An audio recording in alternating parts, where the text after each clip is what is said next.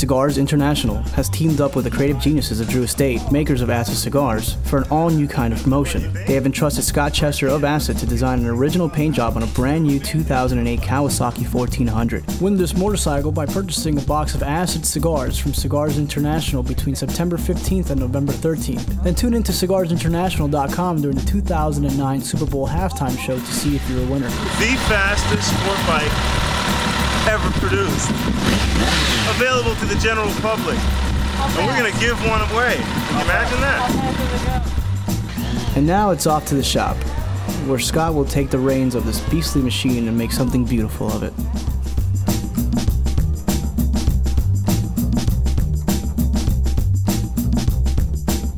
Now arriving at Scott's local Miami shop, it will take him but a couple of weeks to complete this project. Sounds simple, but believe me when I tell you, there's nothing simple about this task. Here, Scott and his assistant Tron are getting ready to begin. Well, now we bring in all the equipment to set up the shop so that we can paint this bike. While the guys prepare the shop and paint the bike, come take a trip with us to New York City, a city of the true artist, a city that has a heartbeat all of its own. We traveled earlier this year to better acquaint ourselves with the Acid Man himself. A man of so many talents, Scott Chester has been involved in a number of different art projects during his illustrious career, designing numerous motorcycles, riding gear, toys, helmets, Drew Estate's famous 1972 Chevy Impala, the Acid Donk, countless pieces of artwork, and even a clothing line alongside Evelyn Luna. This city has seemed to be a perfect fit for Scott. New York is the fast part of the river. You know, you have to be quick on your feet, you have to be proactive, you have to sink or swim. There's no in between. You can't just exist here. You're doing or you're getting washed over. I mean, the rents are high, everything's fairly expensive, and if you're, it's a tightly knit group of people that you can go out there and find, become a part of, and make a difference in the world, not just in the city, not just amongst your friends, but to the whole planet. So, yeah, I feel like when I'm in New York, I feel like I'm on the forefront of what's going on in the world. I try to paint human experiences, things that are real and that other people have seen, and I try to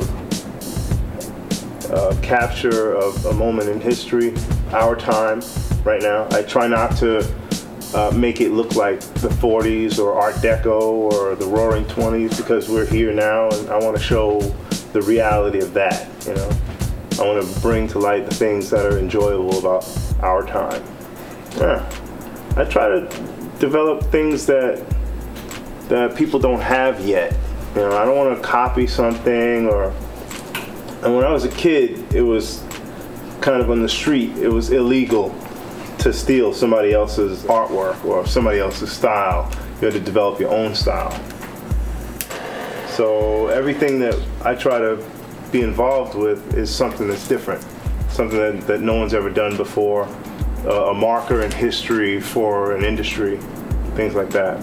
That to me is important, not to just generate income, to somehow change the world in a small way.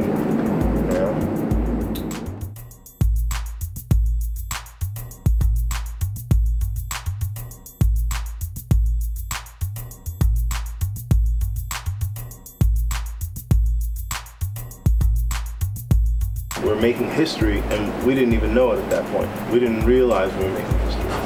So I think that the historic part of it is very important. Again, it's a marker in society that